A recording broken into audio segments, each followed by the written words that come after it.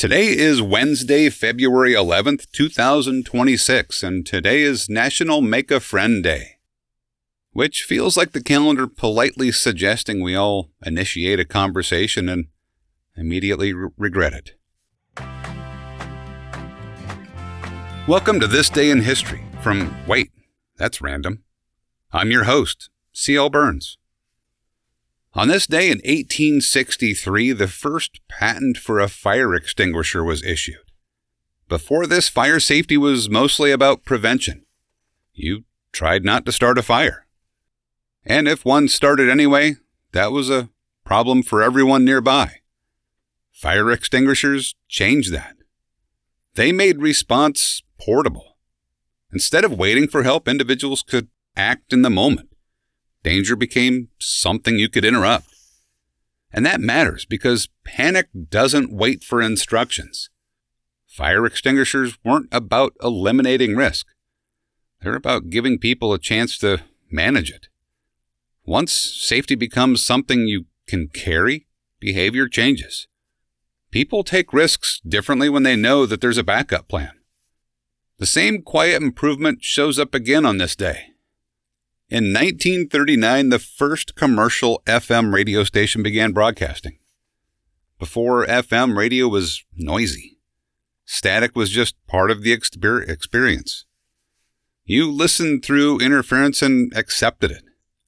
FM radio reduced that noise. Sound became clearer, more stable, more immersive. And once clarity improves, expectations shift. People stop tolerating distortion. Quality starts to matter. Background noise becomes something you notice instead of ignore. Technology didn't get louder, it got cleaner, which is often the more important change. And once clarity becomes normal, the next step is removing friction entirely, which takes us all the way to 1994. The first digital music file was shared online. Music no longer needed a physical form. No discs, no tapes, no shelves. Ownership became abstract. Access replaced possession. Songs moved like information, instantly, effortlessly, endlessly copied. And once sharing becomes frictionless, value changes. Music stops feeling rare. It becomes available, and availability reshapes how we listen. Convenience doesn't just save time, it rewrites habits. And speaking of inventions that change our everyday life, today in 1847, Thomas Edison was born. Edison wasn't focused on inventing impressive things. He was focused on making things usable, reliable, repeatable, boring enough to disappear.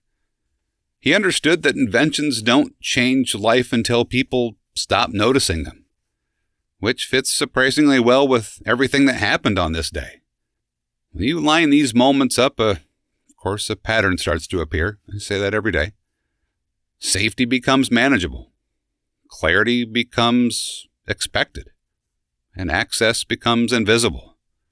We invent tools to feel safer and closer, and once they work well enough, we forget that they're even there. That's usually when they've succeeded. Anyway, that's what I was able to dig up on the internet today. Stop by tomorrow and we'll see what happens. If you want to know more about me or the work I do, you can find everything at waitthat'srandom.com. I'm C.L. Burns, and I appreciate you stopping by.